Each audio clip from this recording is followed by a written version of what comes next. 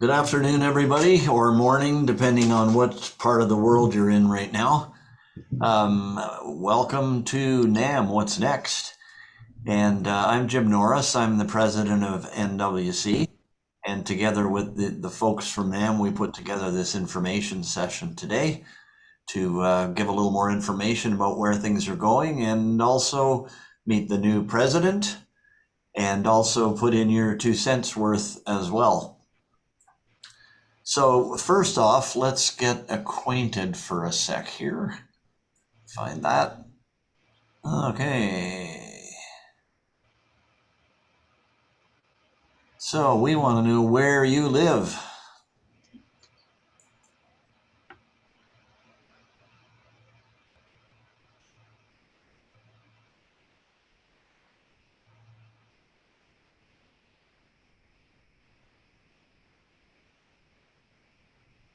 And of course, people are still coming in. A lot of us are musicians after all, so timeliness may not be our strong point necessarily.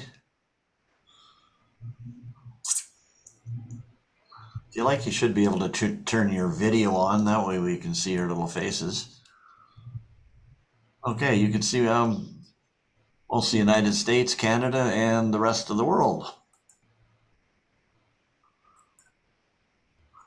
There we go. Interesting. And still people coming in. And then where are we here? So number 2 is what you do for a living, or mostly what you do, I guess. A lot of you probably do a lot of different things, but if you can just pick the one that applies the most.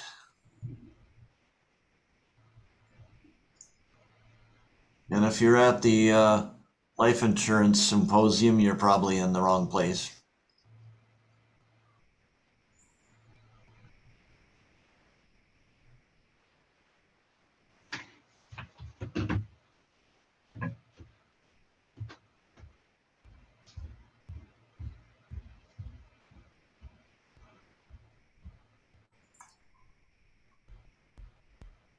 Okay, quite a mixture. Educators, dealers, suppliers, audio folks, industry professionals, whatever that is exactly. Okay, that's great. So just a few notes. Why are we doing this webinar? Just over the last couple of years, I guess, with all of us coming out of the pandemic, trade shows, of course, were hit hard, as were publishers and a lot of us folks. So we've had 2 NAMMs on the ground so far, and the big one coming up in January. So we just wanted to introduce you to some of the team, especially John, and talk about what's going to be happening, what's new, what's different. The chat is open all the way through, so if you want to ask questions, make comments, introduce yourself to people, just go ahead. This will be recorded, and that will be available to you afterwards. So you'll get an email about 4 o'clock today, and when you do, it'll indicate where the recording can be found. Also, we assembled a page of resources. So most of the follow-up information you need can be found there, the NAMM websites and all kinds of other good stuff.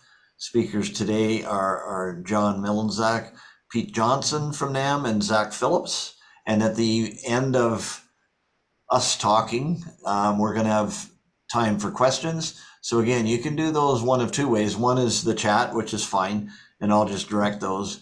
But once we're done the talking proper, I will unmute all the mics and the videos, and you can just stick up your hand if you like and do it that way, whichever way makes you happier.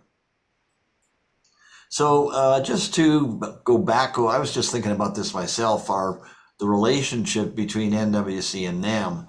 And the first trade show that we attended, that I attended actually, was in 1979, and that was in June in Atlanta. And that I was thinking about that actually launched Canadian Musician Magazine, and I can think of a lot of people here and a lot of people, period, where NAMM launched their business. So that's not uncommon. There's been thousands of them over the years. We also took part in I think it was three NAMM summits that took place, I believe, in the 90s. It's so long ago, I don't remember, but that was a gathering of all the musical instrument presidents and educational people and all kinds of people from throughout the music industry. Incredible weekends. The NWC NAMM Canadian Reception, which is a great Canadian and not so Canadian anymore because we get a lot of people from all over the world attending. But we've been running that since 2008, 16 years, and it's coming up in January again at the in Anaheim, and that's always a great time. You're certainly welcome to come. The year that in 2021, where there wasn't a trade show, we did a meetup on Zoom. The bar wasn't as good in that case, but depending what you had at home. But at least we had a get together, and all the Canadians came out, and Joe was there, and a lot of various people. We've also contributed the Canadian section of the NAMM Global Report since 2016, so we've done that for 7, 8 years, and that's always a great exercise to go through that, and we're always glad to participate. We've been a marketing partner with them since 2018, helping to get the word out on the show in Canada and around the world. And we'll be working with Pete on that this year. And then if we've been covering the show and the summer shows as well, and everything NAMM does, started both print and online. So just a few important dates before we get started. The deadline for booths is July 20th. It's really not very far away. So if you want to get priority treatment and great position and all that stuff, I'm sure the booth folks have been talking to you already, but that's July 20th. Registration launches on August 30th. Again, not really that far away. Hotel booking for members August 30th. And hotel booking for non-members on September 6th. So all of this stuff is coming up pretty quickly. So it's a good time to get your plans in order. So one of the things that I was thinking about when I was putting this together is just the thing that makes NAMM different. We deal with a lot of different trade shows around the world and have over the years, a lot of different conferences and associations. And the thing that makes NAMM different from all of them is the people.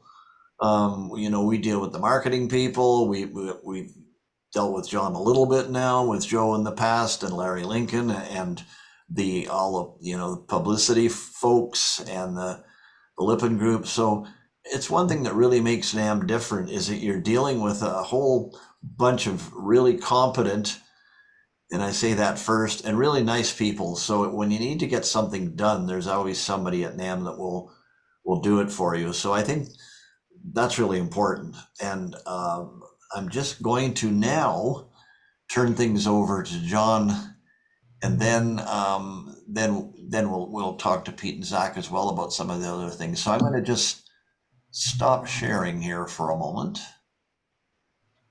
Hopefully it'll let me do that. There it is. There's the old.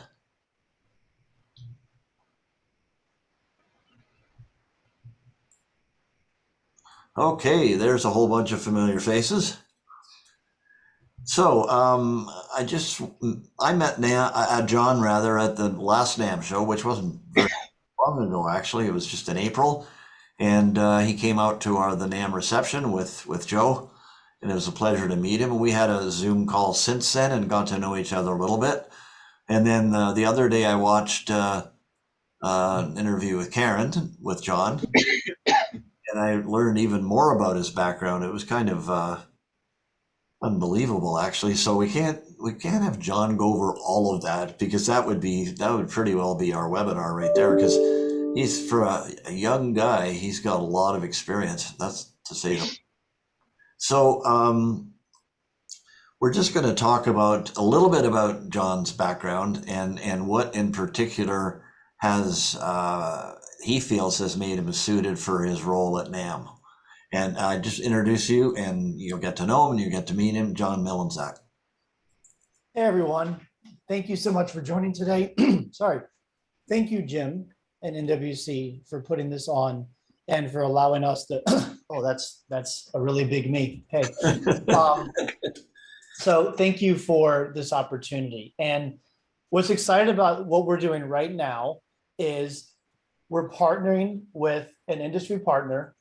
We have a gathering of folks that is over 33% international, and we have a mix of people from retail, manufacturer, industry professionals, pro audio, education. This 50, what is it, where are we at, 68? This is a little piece of what NAMM does in January on a macro scale. This is our industry. Partners, a true mix of professionals globally throughout all areas of music. This is why we do what we do. And I just want to acknowledge that this is our future, right? This is what NAMM does. We bring people together and we bring all areas of our industry together so you can better connect, and we do it with partners. So I'll stop there about my intro. So about me, there's lots of articles and all kinds of stuff you can see about me. And of course, knowledge Karen Dunn's amazing podcast. She got the first one because Karen deserves the first. So thank you, Karen. Many others to come. And it's interesting as you read is I had no idea from the first memory I have as a child with a musical instrument, which is as far back as I could go, that I was preparing for a role like this my whole life. You know, I really didn't know. I was always fascinated by music and playing music. We had, you know, my grandma's piano in the house. There was about 5 guitars you trip on everywhere you go. My dad would leave a guitar in every room, so you would just find one and pick up and play. Little electronic keyboard. I was fascinated by things that made sound. So I always joke that in school, when they give students a choice of doing an elective, I never got a choice. I was a band kid. The choice was music, right? Kind of like, what's that Ghostbusters movie where the destructor's been chosen for you, right? It was chosen for me a long time ago. So I went into music. I never questioned, even when I went to college, you know, all my friends are wondering, what am I going to major in? What am I going to do? I never had a choice. My choice was made for me. It was music. I knew I wanted to be a musician and a teacher, and I just kept going nonstop, really, really quickly. And it's interesting now to be interviewed and look back, because I never plotted my course necessarily. I just kept playing music and kept bringing the joy of music to others through teaching privately, through teaching in school. And that was the life. You play, you teach, you play, you teach, and you don't really sleep. And that's kind of still how it is, right? And you fast forward, you know, I had my first opportunity in the music industry was when I met the folks at PreSonus Audio. I was teaching in Baton Rouge, and I was playing music with a lot of those guys, and I met the founder and others. And so it suddenly turned out that I was hired at PreSonus to start an education division. First thing they said, I started January 1, and they said, go to the NAMM show. I said, okay, what's a NAMM show? So I show up at a NAMM show, and I walked in, and as a musician and an educator for, I'd say, you know, at least 6, 8 years at that time, really full time. And as a musician my whole life, I saw a glimpse into a world that I didn't know existed, and that absolutely blew my mind. And I think that's everyone's first NAMM show experience. This industry, this makes it happen. I had no idea this many people focused on making these products, distributing these products, selling these products, repping these products, connecting with the artists, all of the things that happen to get a musical instrument or a piece of gear or lighting into someone's hands and to an audience has a really complex ecosystem of the music industry that supports it. And seeing that and feeling that was just unbelievable. And of course, what happened for me at the first NAMM show is it accelerated my career in ways that I didn't know were possible. And I think a lot of folks realize that too. You show up to NAMM on maybe fly in Tuesday or Wednesday, get some meetings in early, show opens Thursday. You leave Sunday or Monday, and you leave after the show with a list of connections and opportunities that you didn't know were possible when you flew in on Tuesday or Wednesday. And that's why our industry gathers. That's why we get together. And that's a lot of what the future is, that we're looking at being more intentional and strategic and expanding for everyone that attends. But back to me. So first NAMM show blows my mind. I get connected with the NAMM Foundation, started doing the fly-ins. And that was a real key piece of my career. And then I ended up going to Hal Leonard Publishing and, interviewing through the long process of interviewing for this role. I got to really focus on what our industry does, what NAMM's purpose is, why our industry needs an association, why we gathered in 1901 to create an association, and how the purpose of that association has changed over the past 122 years. It evolves. That's what we all do. But what doesn't change is the need for an association, the need to gather, and the need for our industry to come together to strengthen ourselves. So I've been studying that a lot and looking back at my experiences, and it really, I'm beyond excited about where the future is going to lead us. Excellent. That's great. So, one thing we were talking about that in some ways your job coming in was easier than you thought because of where Joe left things. And I think that's important. And not only that, but the staff that you have, that you stepped into a situation that is better than, there's a lot of people here. You stepped into companies where if you could find the washroom, you were doing well. But I think that's an important point, that you got to work with really great staff and things were left in good shape for you.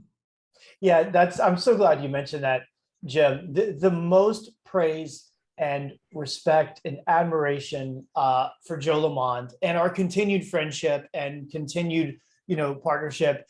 Everyone, you'll say, "Oh, you have to fill Joe Lamond's shoes," and yes, those are huge shoes to fill, right?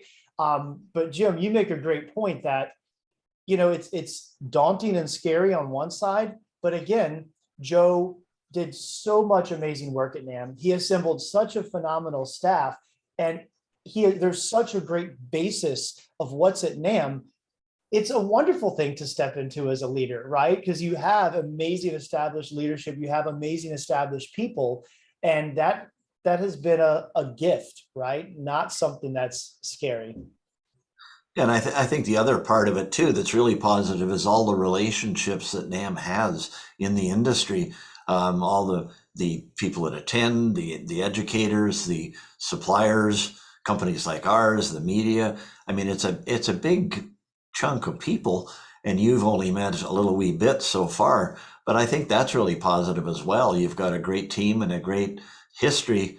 But as you get out to meet people, there's just it's when we went to the summits years ago, those are just amazing, meeting some of the educators and some of the different people that are in music and that care about what happens to music. And I think that's a really important part of it too. All the NAMM, hundreds of thousands of NAMM relationships that you're gonna meet a lot of those people, especially in January. Yeah, you make really, you've done this before, Jim. You're hitting up some really, really key points, and you're throwing me some amazing softballs. So thank you, my friend. What you hit on now is really valuable. The outpouring of support that I have felt in the past couple months stepping into this role. The way I look at it is our industry absolutely loves NAMM and wants NAMM and our industry to succeed, right? I do not see this as the John Mlynczak show. It is not the John Mlynczak cover and John Mlynczak webinar. I am here as president and CEO of NAMM as a representative, right, to represent what our industry wants and the growth they want to see. So every time that I feel someone supporting me, I look at that and say, wow, like people want me to succeed because they want NAMM to succeed, because they want our global association to succeed, because it benefits all of us. And I've felt that people just love NAMM and want NAMM to succeed. And we're all working together to grow, again, back to our mission, strengthen the music products industries and promote the pleasures and benefits of making music, right? It all comes back to that mission. For sure. And when you go to the NAMM show, obviously there's lots of products. That's part of what it's about. There's lots of education and ways that you can improve your skills. There's lots of parties. There's certainly lots of that, meeting people you haven't, especially in the last couple of years, because there's people there you haven't seen in years. And so that's an amazing part of it. But the other part that's equally amazing is just all the music. When you think about it, you go out in the courtyard out there and you go to all the hotels and there's just so much music and incredible music. And then you meet incredible musicians at the NAMM show. I mean, I walked into the, I guess that was Alfred, walked into the Alfred booth and there was this gentleman sitting there looking very unassuming. And I looked at him, I thought, I wonder who the hell that is. And I looked at his badge and it was Henry Mancini. And it was like, whoa, like this. And at the Fender booth, I met Eddie Van Halen and Valerie Bertinelli and Stevie Wonder. And I mean, it goes on and on. And then, other people that are sports figures and there are actors that are musicians. I mean, it's just the amount of music there is overwhelming when you think about it. And that's another great reason to be there. 44 years I've been going. When I think of some of the artists that I've seen, in a lot of cases, they're just in a booth. They're in I love walking by the Saga musical instruments booth because they always have these killer bluegrass guys that are just so cool and so unassuming. But every year I actually go to that booth just to see those guys because I love bluegrass. So I think, all those elements, and a lot of these bands that get to play at the hotels and get to be out in front of people, there's a whole lot, people don't even know them. I didn't really know the system that's there for that. I can't remember her name now, but it's like unbelievable to get the bands there and get them set up and all of that stuff. So it's overwhelming for me sometimes when I think about it, all of the different elements. And then of course there's all the setup and all the other crazy things that go with a trade show. From what you saw, what were the results from the last two shows, 2022 and 2023? How did from what you saw and the statistics that you have, how do you think those 2 years went coming out of the pandemic? Yeah, happy to. And the Bands at NAMM system, we named it for musicians. It's called Bands at NAMM. There you So go. that's the system. So you described very eloquently, even going back 40 years, what happens at NAMM. It's a gathering of a whole bunch of folks. It's a gathering of retailers, manufacturers, distributors, suppliers. It's a gathering of people who work in pro audio, in woodwinds, brass, guitars, fretted, strings, all the different instrument segments. It's a gathering of people that work on stage, light, pro audio. It's a gathering of people that do this work in large venues, concert halls, theaters, independent venues, in education institutions, right? And it's a gathering of personas that might be A-tier artists, it might be upcoming artists, it might be touring professionals, it might be studio producers, it might be lighting riggers, it's all and everything in between, right? And so I'll talk about 22 and 23, but I just want to address something head on that NAMM recognizes. And for a long time, we all know NAMM was never only about connecting a manufacturer and a retailer to do an order. That happens at NAMM.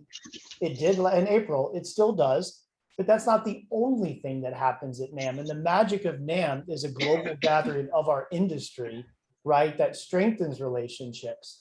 And so let's go back and look at 22 and 23. These were not winter NAMM shows.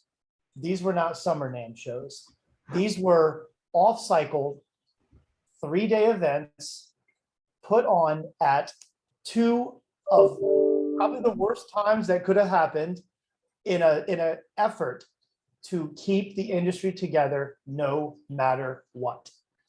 At a time going back 2021, no shows were allowed. Early 2022, California still said no gatherings, no gatherings. A decision was made that NAMM will keep the industry together at any cost, at a large cost to NAMM. I'm happy to share. And that was intentional because our job as the association is to keep the industry together until we can resume our regular cycle. That date was January 24, and that's when we can resume our cycle, and we are all happy to be there. The April and June dates were based on when California allowed gatherings, when Anaheim can put us in. And so these shows allowed 47,000 people to come together. It allowed relationships to keep strengthening.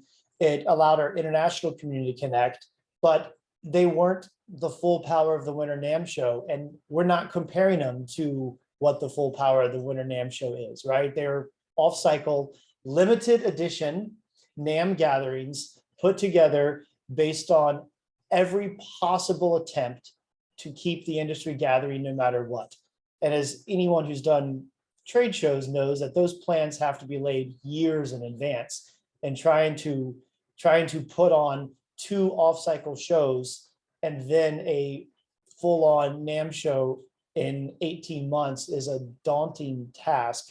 And I just need everyone to understand, we all know how amazing the NAMM staff is, but this is the NAMM staff times 10, putting on 3 Anaheim shows in 18 months, 2 of which completely off cycle, which changes everything, makes everything more difficult. But we're very excited that we did that. We're happy we made that decision. We know that, it affected some perceptions of what the NAMM show is because they were off cycle. In April, people are touring. We were up against other shows. In June, a lot of our international partners still couldn't travel, or they could travel and they'd have to be in quarantine for 2 weeks on their return back. So we had some real major effects of off-cycle shows in the past couple of years. But what we did see is the people that came together came back with immense value and are really excited about what we're doing in 24. It also allowed us to learn a lot about what people need and why people attend the NAMM show, and what we need to do as an association to keep growing the industry. And that looks different 24 and beyond than it did the past 20 years because of what's happened the past couple of years. So the shows were, the feedback we got from the people at the show was highly, highly favorable, huge energy, especially from April with the international community coming back. We also saw brands that came into the NAMM show thinking about really innovative brand experiences. We see a trend of brands showing up that want to create immersive, innovative experiences with their trade show space, not just here's the product, here's the meeting room. And that's a really exciting trend that we are looking forward to.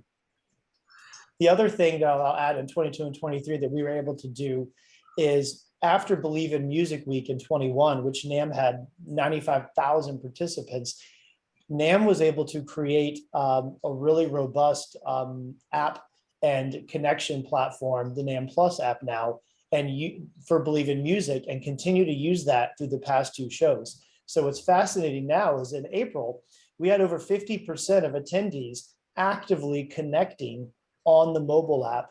And we have some really cool opportunities moving forward that we can allow people to network, find the right folks they want to connect with, and be able to follow up easier, because that's the experience we want to create, right? Excellent. And I think just talking about those couple of years and pandemic and all the rest of it, we talked to a lot of trade shows in the space we're in the entertainment industry, I guess. And all of the shows went through similar things, like Infocom's a big show, NAB, AES, it goes on and on. And all of them were going through the same struggles: timing, reduced attendance, reduced exhibitors. Just it wasn't that NAMM was challenged and all the rest came back with exactly the same as, some of the people think that, okay, pandemic's over, everything's back to normal. Well, everything isn't back to normal. Even now, the supply chain issues are a real challenge right now for a lot of companies. But all of the different parts of the entertainment industry were equally challenged with trying to get to something that's more positive than what it was nothing. So I just wanted, because in talking to to Pete and to Andy before that, and we just kind of compared what was going on, and it was pretty normal that most trade shows were reduced to half, at best, half the number of exhibitors and half the attendance. It was every show we were involved with that, or they were just gone. I mean, there's some that are gone; they just don't exist anymore. So it's not that you just pandemic's over, everything's back to normal. It's not. It's still lingering. There's still companies having trouble. There's still attitudes that are negative. I find, that the world's going to end. Well, the world didn't end. The world's not going to end. So I think maybe you could just talk about 2024 a bit, about what's going to be different from what it's ever been. Because people always say we're going to go back. Well, we're not going to go back. We're going to a new place. Yeah, we go forward. No, thank you, Jim. We are a membership association that gathers our industry in a very large trade show that is different than a trade show company, right? Our purpose, and again, this is where, looking in, coming new, and just reading all the history of NAMM back to 1901 to now, our purpose is to strengthen the music products industry. That's why we gather. And we do that through a gathering. And we've seen disruption time and time again. Going back in history, right? There was disruptions through, world wars, a couple of them. There's disruptions through Great Depression, and there's disruptions through recessions. There's disruptions through technological advances, right? Everything I hear about AI, and I was reading with the Grammy statement on AI categories and AI is taking jobs. That's what people said about the internet in the 90s. That's what people said about the computer in the 80s. This is history over and over and over again. Technology is going to innovate and change the way we do things, fight to preserve. History repeats itself over and over again, right? But the way we evolve and the way we tackle the challenge has to be for the times today and for the future. So when you look back at history, disruption happens, right?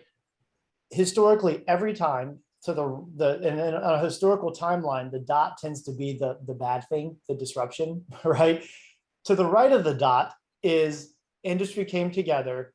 And then to the right of that dot is new innovation that we never thought was possible before had we not had this disruption. And so, yes, there's a lot of disruption. There's a lot of negativity and fear around disruption. But I get confidence and I get excited because historically I know that when we come together, when we lean into issues, we always thrive. And that's where we are now. We're in that part of the timeline that says the industry came together, and then turn the page, next chapter, new innovation never before possible. And so how are we approaching that now? January 24 is the first NAMM show of the future of NAMM. It is not the finally we're back, let's get everything going again, I hope it comes back. That is not how we're approaching it, right? And the way we're doing this is we understand that we have to deliver the NAMM that everyone expects. But at the same time, we have to deliver, we're listening, we're evolving, we have new offerings that are because we're listening and evolving, and we're rethinking the value and understanding the value for all of our members. So when we look at 24, a couple of things to think about, and I read up my list here. I rattled off earlier a few different communities that we serve. But again, NAMM is not just about manufacturers and buyers. That's a really important component. But at the same time, that transaction might happen year round in a buyer's portal. But what happens at NAMM and the value of NAMM is manufacturers, buyers, distributors, suppliers, the whole supply chain gets there. You have a chance to meet face-to-face, build connections. We have a true understanding of where this is happening in pro audio, streamed, fretted, keyboards, pianos, brass, woodwinds, percussion. I saw the crowd percussion, lighting. We're looking at each of these areas individually. We're looking at where it happens on very large tours, from a stadium down to an independent venue, to a concert hall, to a Broadway stage, to a house of worship, right? And we think about who's doing it, right? Who's back on, who's front of house, who's running the lighting console, who's teaching people to use that, who's teaching people to run sound, and who's on stage, who's musicians, who's producing the music, right? So we've gone from connecting this group to this group to a very intricate and complex web of connections that we need to facilitate as an association. And so we look at 24, we're looking at, as we register people, as we get them in the app, as we schedule programming, as we look at the music that's played at NAMM, the bands there, we look at everything that happens at NAMM, we look at it through a lens of, okay, does this audience get what they need? Does this audience get what they need? Who needs to connect to whom to make 1 + 1 + 1 = 10? Because that's what happens at the NAMM show, right? And we want to be more intentional in making sure that happens. I saw the question in the chat about, yes, percussion. We're talking to those folks, right? I've already had those conversations. Yes, so we're looking segment by segment to say, what does this segment need for NAMM, and how do we deliver it? And so we're looking at ROI. And what we discovered through conversations is everyone's ROI is dependent on a few other of the segments. So us understanding who's there and who needs to see who really helps us balance and make sure that the same people are in the same place at the right time, so that everything begins and is strengthened in NAMM.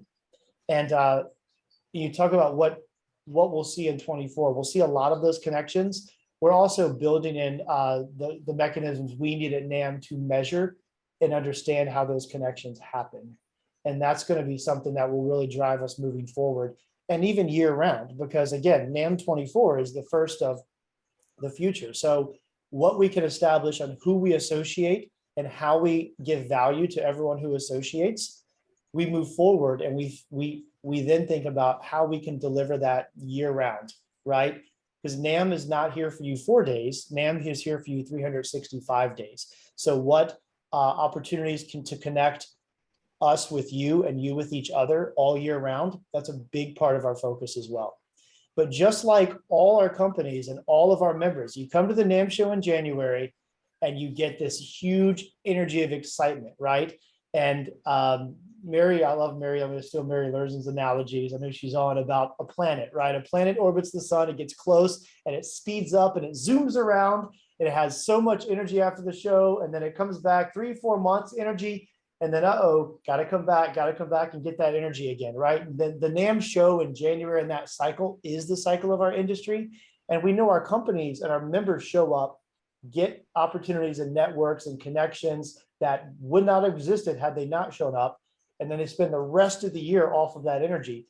We at NAMM are thinking about our organization the same way. We provide that energy in January, but how do we keep that energy going and continue connecting for several months throughout? And how do we continue creating that buzz for our companies as well? So you will see in the future more information about member services, more ways to connect, more ways to associate members with each other in a way that adds value to your businesses. We're looking at all of it very strategically. Excellent. One little bonus about going to the NAMM show. If you're Canadian in January, you're freezing your ass off. Unless you live in Vancouver, but if you're in Eastern Canada, and that was one of the bonuses, is that you could go down there and you could bask in 60 or 70 degree weather when it was -30 here. And if you were at the Hilton and you'd look out at the pool, and the staff would say, "Who the hell are those people in the pool?" Well, they're Canadians for sure, because we just thought it was wonderful. So that's another little bonus about January, just looking forward to that break after Christmas, New Year's, and being in 60, 70, whatever, because sometimes up here it's not that great. So I just want to come back to some of the questions for John in a minute. And I just want to talk to Zach. Zach Phillips has been at NAMM, I don't really know how long, but a long time. He's been there for such a young guy. and is responsible for a lot of different areas, but especially all of the learning. So I'm just gonna, with my magic here, I'm gonna make Zach. There he is. How you doing, sir? Good to see you, Jim. Can you hear me? Yeah, perfect, perfect. So, just want to talk about what to expect education-wise at NAMM and also before NAMM, I guess, as well. The kind of things that you're getting in place, as John mentioned, so that there's things going on all the time. And of course, they could be online, they could be in person. There's, for a number of years we had this summer NAMM, and it's I don't know what the plans are there, but for a lot of people, that was a wonderful time. I personally love going to Nashville. Just love that city. And so yeah, maybe we'll turn it over to you for a few minutes. You can talk about those areas and some of the member benefits aside from the trade show itself. Absolutely, Jim. And thanks again to everyone who came out to this call. This is fantastic. Great. Something everyone might not be aware of is the sheer breadth of education at the NAMM show. And by the way, it's free education for our members. And we're going to double down on that for 2024. In essence, no matter what professional community you belong to, we're going to have an education track for you.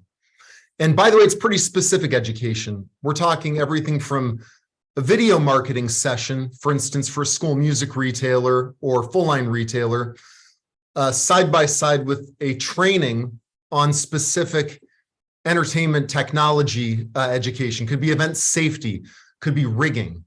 That's all happening at the NAMM show. And it's actually all that diverse. So more specifically, you're a retailer or brand, we're gonna have a business track for you. Many of you know NAMMU.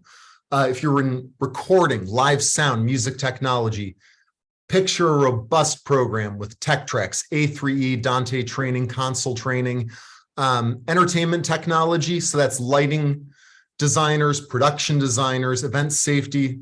We'll have training sessions, panels. Some of those even count toward a certification that we do through one of our strategic partners. We have education for music educators, college students, nonprofits. I'm going down a little bit of a list here, and I don't say it so much to kind of give everybody this laundry list, more because I want you to know that your community is represented. No matter what professional community you're in, we have a specific targeted education track for you. Jim, you'd mentioned before the show, NAMMU online year-round, NAMM Show Plus, which is sort of the virtual extension of the NAMM Show that makes it a true hybrid experience. There's education on there that's related to the show, that's also an extension of the show. Sessions, we've had sessions before the show and after the show that are exclusive to NAMM Show Plus. If I could leave everyone with one thought related to this, though, it would be that if you haven't been to the NAMM show or jumped on NAMM's website and experienced some of our member services and education services in a decade, you haven't seen the NAMM show or really experienced what we're offering, not in terms of what it's transformed into. I would also say that if you've been to the NAMM show more recently, you still might be unaware of how much we have to offer. So once we publish the education and events schedules, we get closer to the show, I just really encourage everyone to check it out, dig into it, identify your professional community. You're going to be surprised by how much we have to offer for you. Excellent. One thing we didn't mention here, and it's sort of the informal learning, but the other major benefit, aside from, going to the bar and doing all the other things you do at a show, is networking, like serious professional networking. And a lot of the education comes from other people that you know in the industry or that you meet. Even if it's not NAMMU or it's a formal session, you learn a lot just by being. Absolutely. I think especially in the last several years since the Pro Hall opened, because that made it a whole different animal. And I remember the first year that was launched, a lot of people were dubious. What do you guitar guys know about PA systems? Well, they proved it. After 1 year, they were getting serious people out, and the thing that I really respected is how NAMM treated that whole thing. is that it moved, didn't move out, but it added on to the space it was in some different areas, such as pro audio and lighting and production, but it did it in a graceful way. So in other words, NAMM didn't say, okay, we're going to be the pro audio guys and we're going to kill all the others. They just didn't do that at all. NAMM came along and had partnerships with Infocom and with AES and with LDI and all these other groups.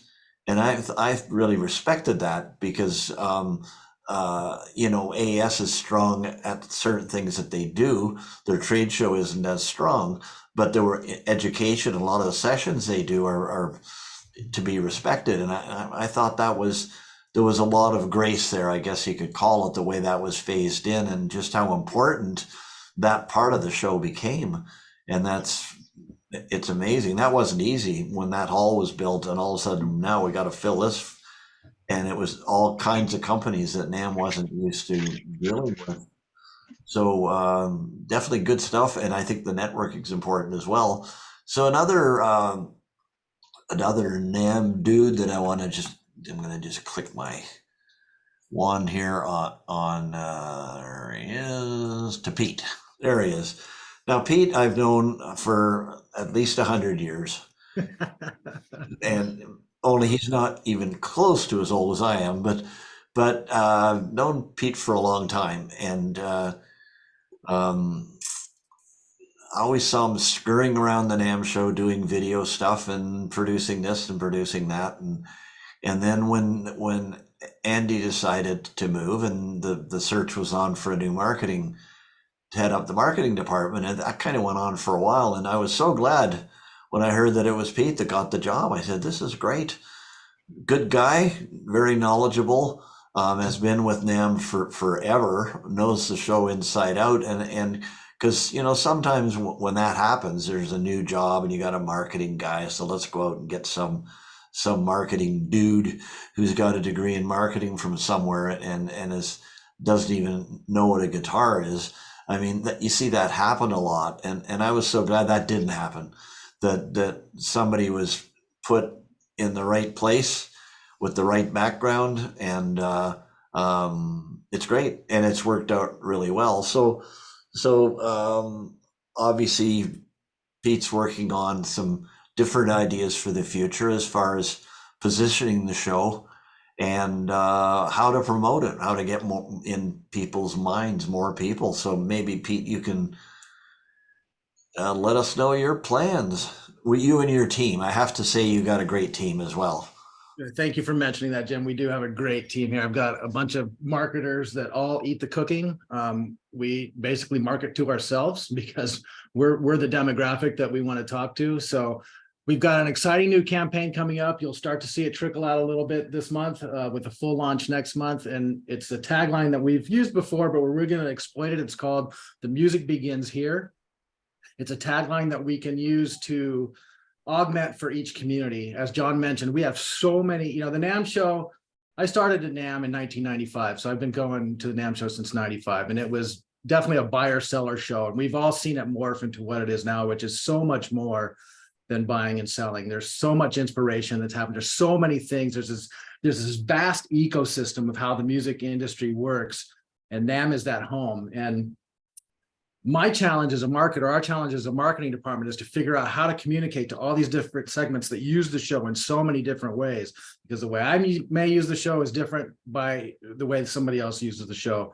So we've got a campaign that allows us to be really modular and really speak to these communities in a way they want to be spoken to. You know, as a marketer, last thing I want to make sure people understand that NAMM gets it. I don't ever want us to look like we don't get it with these communities. So we hire strategic partners to help us communicate with these communities in a way that they need to be spoken to. Super important to us. I'm a marketer. I'm a passion guy.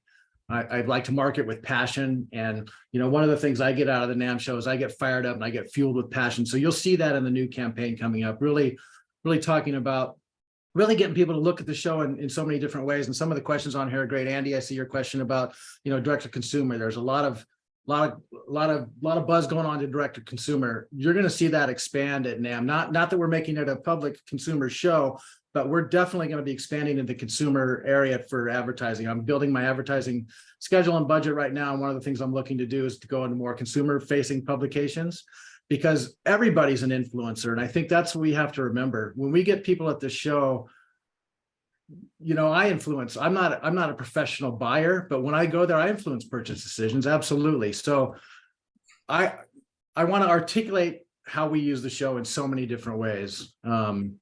And so you're going to see a change with that, with our marketing.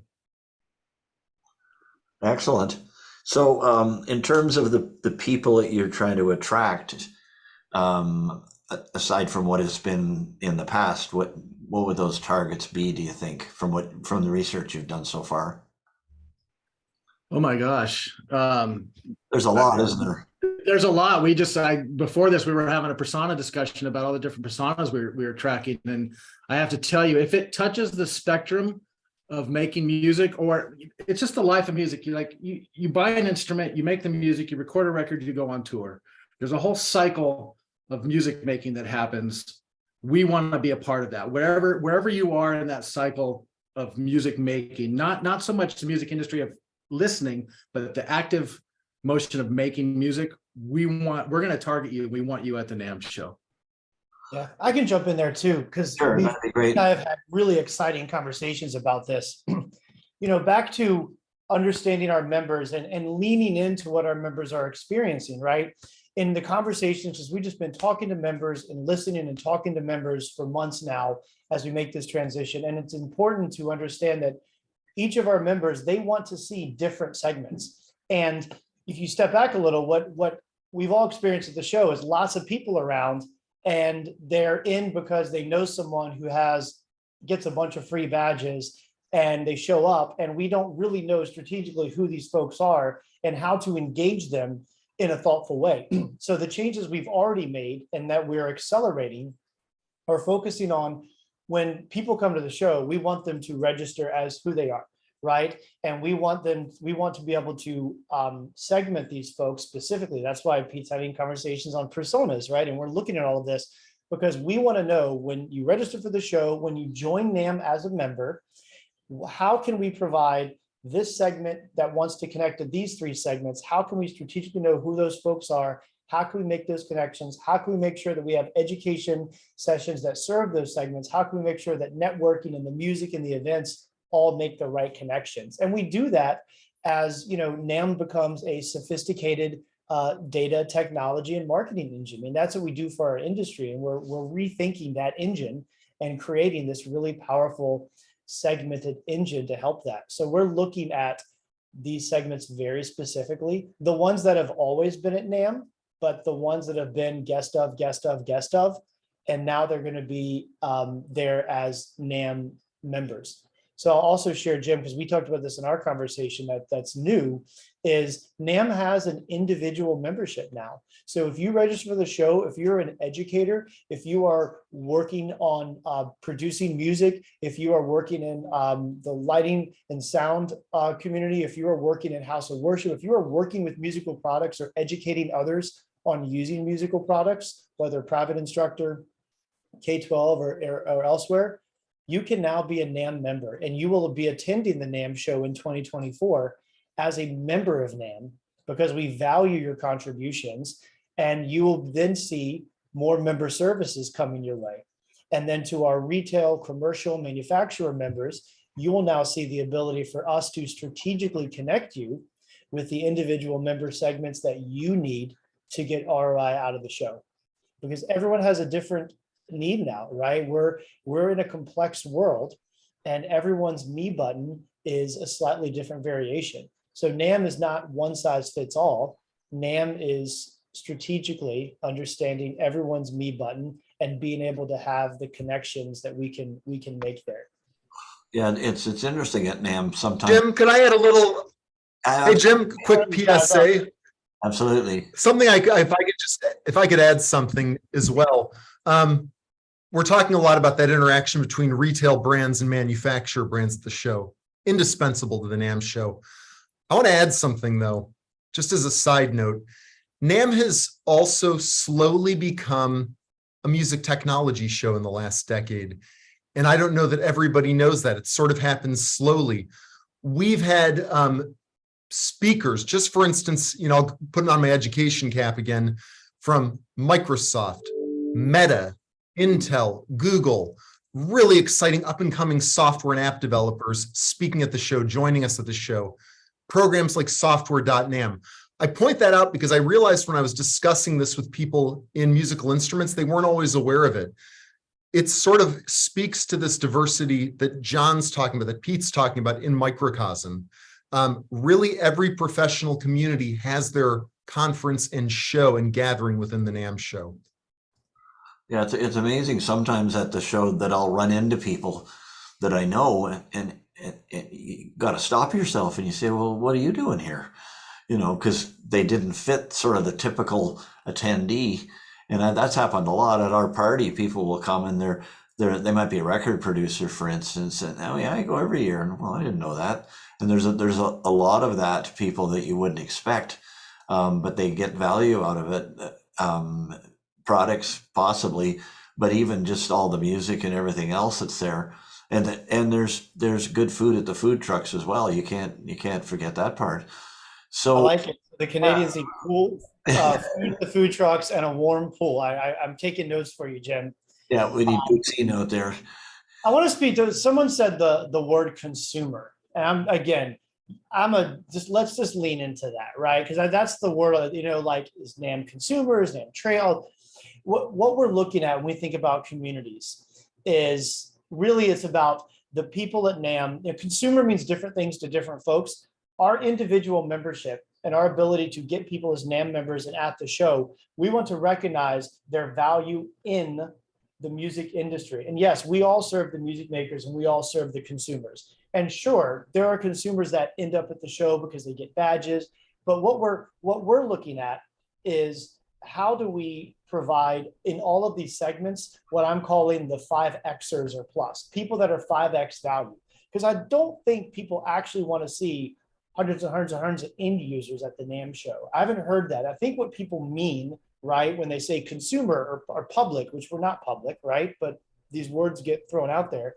What people really want to know is, I want to be able to talk to influencers, people in these communities that have impact. So this becomes media. This becomes the massive list of YouTube influencers that we're circulating right now, looking at who we can get at the show to elevate brands.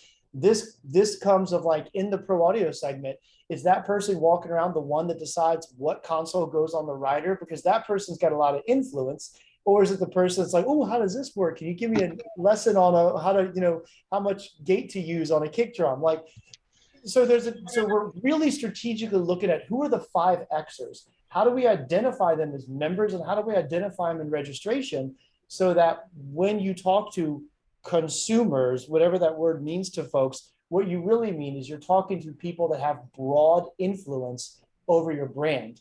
Because on the other side, we're talking about brand experiences, right? Our manufacturers that are exhibiting or sponsoring at the show, we are looking at brand experiences. They want their brand to be elevated. That could be with product with retailers, product with media, product with end users, product with educators. It's all about brand experiences. And though you'll see more of that. And we listen to our brands. And if you're one of those brands on this call right now, I'm talking to you. I won't say your name, but I'll text you in a minute. That is, wanting to come back to the NAMM show. We talk to you about, what does your brand represent to this music community? Who do you want to see? And let us deliver that. That's what we do for the industry. I think a lot of people also don't know about the NAMM Foundation as an example, and we've had a little bit of exposure to that. Maybe you could just mention a little bit about the foundation, because that's way outside the trade show sphere, but NAMM helps out a lot of organizations all year round, people don't even know the foundation exists. It's a perfect way to I know we're coming up on time, but yes, the foundation, and it actually exists far within the sphere of the NAMM show. NAMM is a nonprofit trade association, and the NAMM Foundation is a nonprofitable charitable foundation.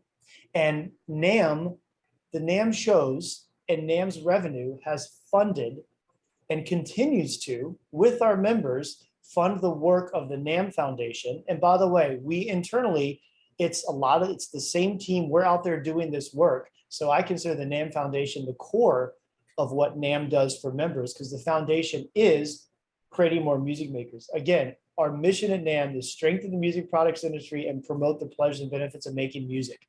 And what our foundation does is grant multiple organizations the ability to go out there and create more music makers, AKA customers for all of us, right?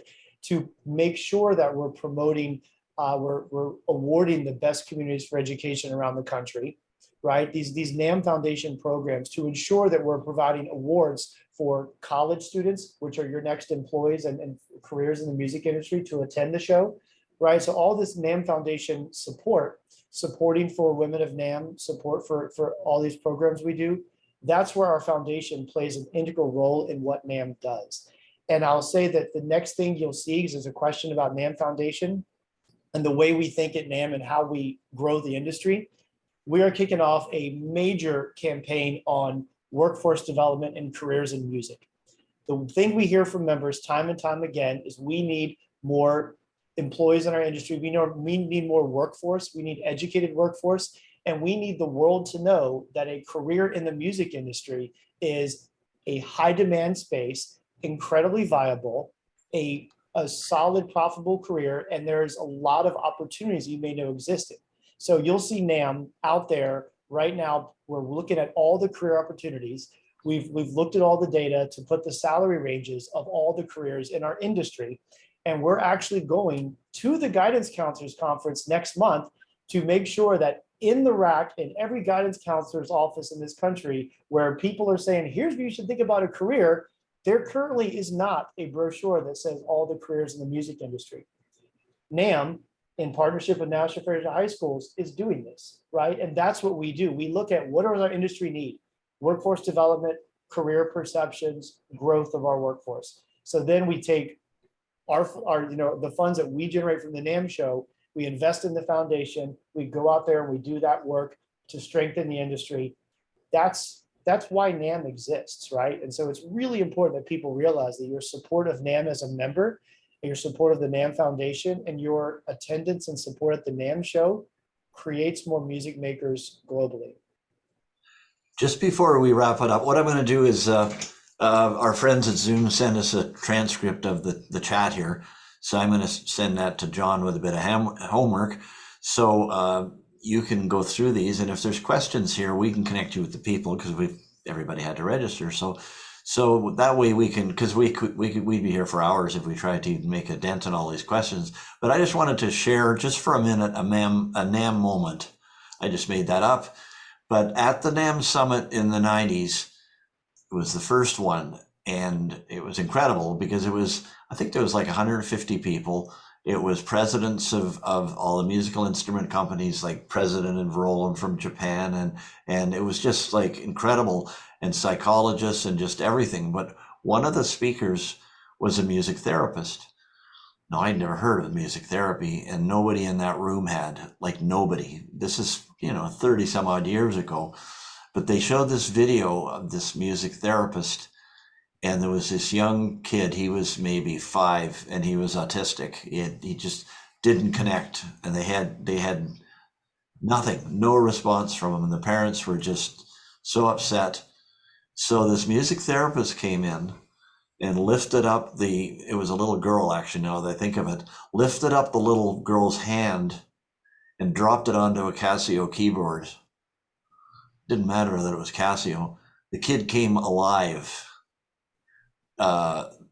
Everybody in the video was crying, the doctors, the psychologists, and everybody in that room, including me, was crying, because we all knew what music did, but we didn't know that.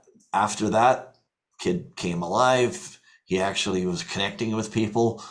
It was just, nowadays music therapy is common, and I never heard of it then, but that's something I'll never forget.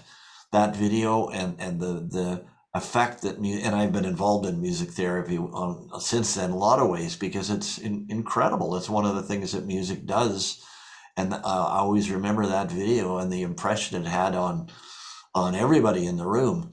So, and I think, maybe there's something there, man moments, because, everybody's got them, different things that have happened or, you know, so it's incredible. So I'm going to wrap it up now. We're at the hour mark. I want to thank everybody for coming. You will get a resources email in about an hour, and then within a day you'll get an email with the video, with all of this, and we're also going to circulate this video far and wide. So anybody who didn't come and wanted to and is curious it'll be on YouTube, so they can catch on to the whole thing. So thanks, John and Zach and Pete. Just 3 examples of the incredible NAMM staff. It goes on forever. Erin, every year she has to chase me for the NAMM, the NAMM report, and she is such a sweetheart. But there's no way you're getting away with it with Erin. I mean, it's just, it ain't gonna happen. But we've had such good experiences with NAMM staff, past and present, and probably future, I guess, as well. So it's all good. We'll talk again, and we'll see everybody in January. Thank you very much for coming. Take care. Thanks, everyone. For having us, Jim. Thank you.